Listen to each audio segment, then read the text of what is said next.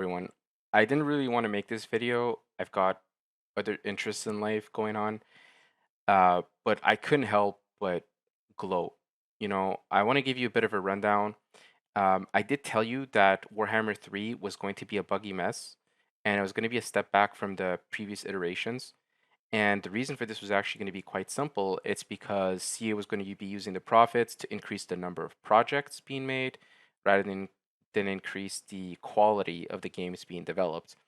And this can be more so in full display when you look at Rob Bartholomew's comments, wherein he indicates that you have to pay me money so that I can patch your game.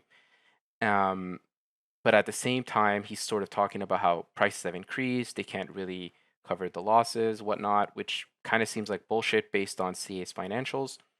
But in addition to that, what I found really interesting about Rob Bartholomew's comments is that they actually mimicked a lot of the comments that I used to get from fanboys. So a lot of people would go on my YouTube video and they talk about, well, yeah, the game's going to be shit, but you know what? The game's going to get fixed as we purchase DLCs. I'm going to show you some of these comments, but it really goes to show that the reason why CA is now quote unquote greedy, the reason why CA is quote unquote increasing prices, it's not because CA is a terrible greedy entity. No, it's because people have allowed them to be that way. And this talks a lot about just the general sort of sentiment that gamers have about how DLC practices, games as a service is sort of being managed, but all of that is as a result of how gamers behave, right? They're consuming and they're sort of the way in which they buy games is actually directly influencing how these companies can maximize their profits. And that's what you get. You get what you fucking deserve. Basically, nobody. So, anyway, I don't want to shit too much on, uh, you know, Warhammer fanboys, but I do not believe the circus can last for long. You see, in many ways, pride cometh before the fall. So I think CA's release cycle is really going to hurt them in the end. And I think there's two ways to think about this. So first, we have to look at CA's like more recent projects, and then we have to kind of look at what happened to each and every single one of them, right? So the first one I want to touch on is Total War Troy. Now, this is a game that arguably was released for free. I'm just gonna look at this. I'm just gonna have the Steam charts here. It was released for free, and basically nobody plays it. Um, it I know it was released on uh, whatever the fuck it was called, Riots Engine or whatever, the Epic Game Launcher. But the fact that the all-time peak for this game is 4,638 players is embarrassing, right? The same can be said for Total War Three Kingdoms. Total War Three Kingdoms has 5,000 players that played it today, and its player time is kind of different than we have for other games. And that's mainly because I think a lot of the player base is from China. But if you look at this game, CA kind of just, after a few wonky DLCs that didn't really seem to boost sales, CA just pulled the plug straight out of it. And the game never made it to the Three Kingdoms periods or the Warring States period. So you'll have to pay for the sequel and get milked for that. So I can't wait for you to purchase that game. I'm sure it'll have everything you hope for and more. So good luck with that. The next one is we could talk about Warhammer, but first, Total Warhammer 3 has fewer players now than it did when Total War Warhammer 2 ended. So in essence, the optimism for Warhammer 3, while playing during Warhammer 2, created a more favorable, player base than it does now. So as you can see, when the recent DLC was released, it had 34,000 players, as opposed to, so this is when the Chaos Dwarfs came out, it was 74,000. And with Forge of the Chaos, I know this is Forge of the Chaos Dwarfs. This is Immortal Empire, so it had about 120, but that was released for free. And then you have Warhammer 2. Oh my god. Let me just see. Do I have to put the two? Uh, my god, I'm getting trolled. think I forgot. Yeah, there. Oh my god. There you go. Oh, fuck.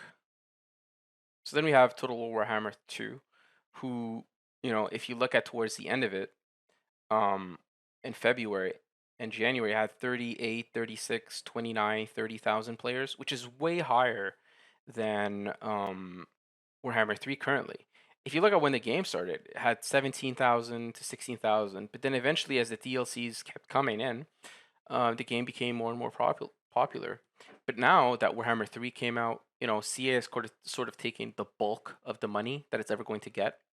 One way you could think about it is that the games themselves are the pizza, and the DLCs are like, you know, extra condiments, right? So if you want extra peppers, extra mushrooms, it's a high margin, but you get a much smaller cut in terms of money.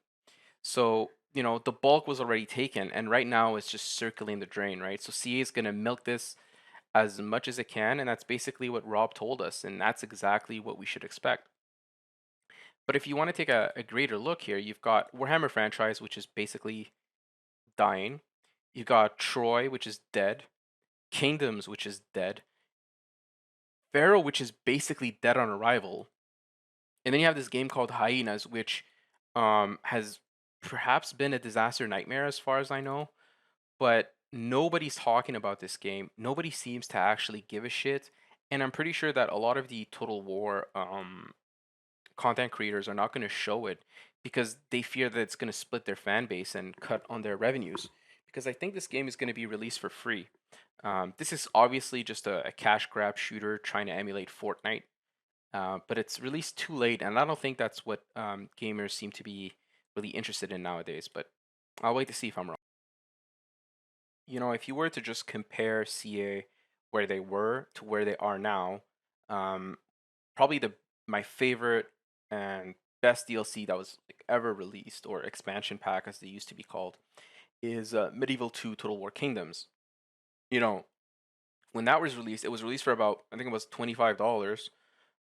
And it had four separate campaigns, new units, new maps, new buildings, new agents, um, and that was released for about 25 bucks. And could you imagine if something like this was to be released today? It would probably be like having one full price game for each campaign, and then have maybe something like Medieval 2 itself sort of be, oh wait, that's basically exactly what we fucking have right now with Warhammer, right? We have these small maps if you have just Warhammer 1, 2, or 3, and then you have the expanded maps, which is Mortal Empires, and then Warhammer 3 have Immortal Empires. So, in order to be able to play each of the factions, you have to purchase each of the DLCs or the full game. And this sort of DLC package, DLC service package is kind of what's, you know, incentivized you to keep making these games.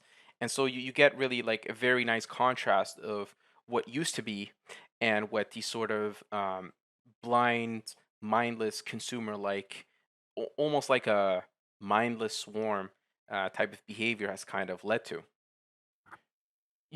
I really wanted to call this video, why Total War is dead. And, you can clearly see it if you just watch some of my videos, but they really indicate that the focus of the game is no longer on large, epic battles. I mean, uh, look at the size of the units that I have here. I mean, they don't go over 120. I understand. Again, we're dealing with probably like an elite army of, that is much smaller in size, but the numbers are actually decreased furthermore by the fact that artillery is so much more viable, single entities are almost omnipresent, and mages tend to have small bodyguards themselves, so such as heroes and agents. And kind of what that's kind of led to is that the scale of the battles is much smaller than it used to be. There's such a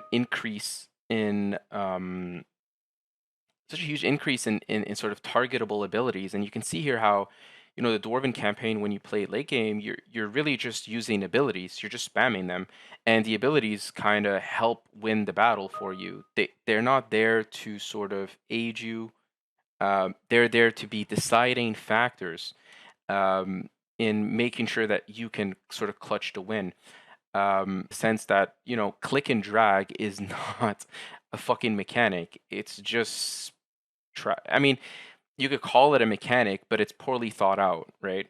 But when you look at some of the Boted videos that I've published, you can very evidently see like that there's a great emphasis. It's a much bigger emphasis that's being put on formations. Line of sight is way more important. You can see my sort of video where I speak about how there's no guns, and also there's also no cavalry in Warhammer. Um, but in addition to that, you can see how the battles are much larger, and you would think that, at least with technology, I mean, this game came out in 2006, which was about 17 years ago, and the battles are actually much larger in scale and in scope than they are today. Um, Despite the fact that this game, well, this is largely the result of modding, they were able to implement magic in a way that feels somewhat compelling in that mages have different types of abilities, but CA really hasn't innovated much in the last 20 years. And I'm going to give you a comparison with probably one game that's really taken me off Total War, and thank God for that, and it's Men of War Assault Squad 2. So first things first, as you can tell, you can sort of build fortifications. So you can build trenches, foxholes, hedgehogs, barbed wire, mines. Each projectile in the game is sort of like is fully implemented. So, for example, if I, for example, take my, this tiger, and I were to fire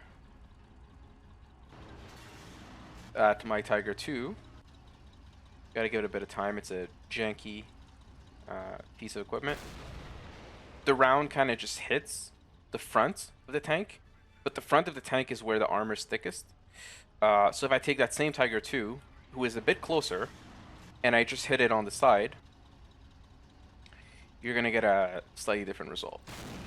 See, the round kind of penetrated and killed some crew members, but just kind of just went through, but didn't kill or incapacitate the tank.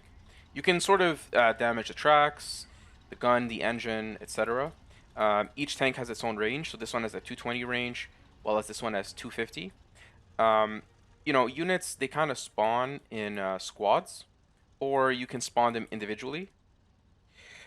Each man that's in a squad can then be sent out and given separate orders. Each man can prone, crouch. You can direct control them to fire. They vary in sort of their skill and their effectiveness in combat, so troops with less XP have sort of less accuracy, but they can improve it throughout the battle. If you kill a soldier, you can loot its corpse, grab its weapon, and then use, that loot to either, destroy fortifications or, just pick up a machine gun, right? Then again, aim is also kind of random, so it's never really going to go where you kind of want it to, but it's based around, again, the accuracy of the soldier and, the conditions of whether or not he has appropriate line of sight, if it's not too far, etc., right? The same thing can be said for vehicles. Each vehicle can be directly controlled, and you can move it at your will. There's friendly fire in the game, as you can tell, and each projectile is kind of different. So let's say, for instance, I were to take this massive shell from the Grey Thor. Given how heavy it is, it takes a long time for it to reload, and when it fires, you can sort of see the projectile, and then when it lands, you can see kind of the havoc it can cause on the battlefield. And as you can see, just change the environment. Now you can place soldiers inside that hole placed by the Grey Thor, and then go inside the crater, and you could have, for example, an RPG that can then take out an unsuspecting vehicle because there's no line of sight. Especially if you put him without return fire, so he can just sort of wait and then use his anti-tank grenade when the moment is best, right? Um, And that's kind of just like the basics of it, right? Like I haven't even talked about the resource systems, the incredible mods that this game has, um, I, as well as just like kind of the polish you get. Now the game is a bit janky. There are some issues with the pathing, but I'm not gonna dwell too much on that. Like, just with what I've shown you here, there's just so much more depth than you could have like sort of ever hoped for a Total War game. Um, and it's really just a shame. I kind of want to end this video and kind of, I think we're pretty much on the eve of Total War Pharaoh being released and footage by content creators being made, and I'm gonna show you what Total War Pharaoh actually is, which is basically a expansion pack for Total War Troy, which again another product that had its support pulled, but he doesn't really care. So let me just play out this battle and I'll talk about all the things that Total War could be doing, but they just aren't for whichever reason.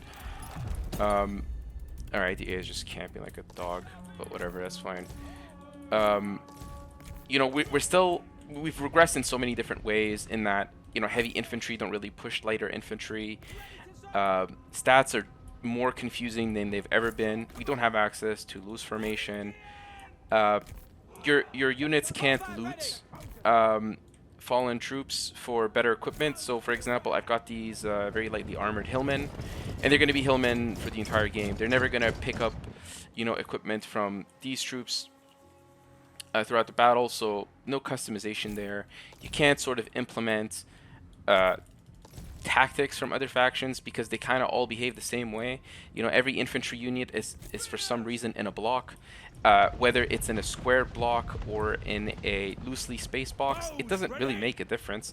You can't split a unit in two. That's just not something you can do, right? You can't attach drummers to improve unit coordination, so all units are just as responsive as the other.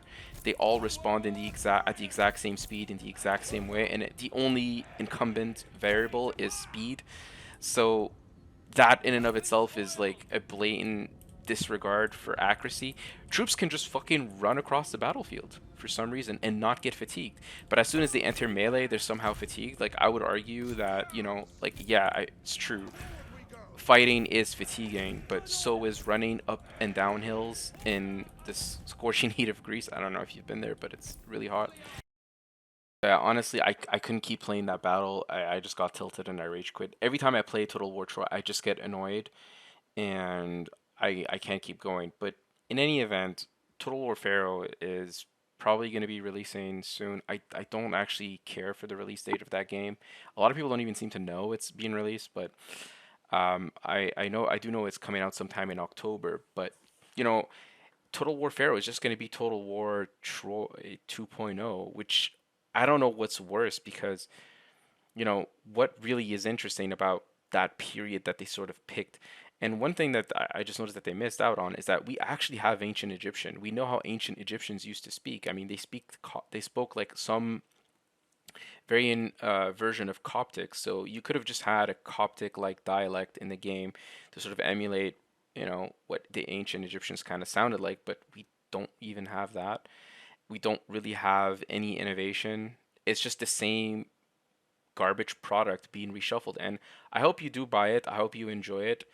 And if you don't, I mean, welcome to the winning train, the real hype train. So I'll see you guys next time. Have yourself a wonderful day, and just play other games than Troy, than fucking Warhammer or any CA products. Just fucking get Baldur's Gate 3. You're gonna have the time of your life, I bet you. Alright, peace out.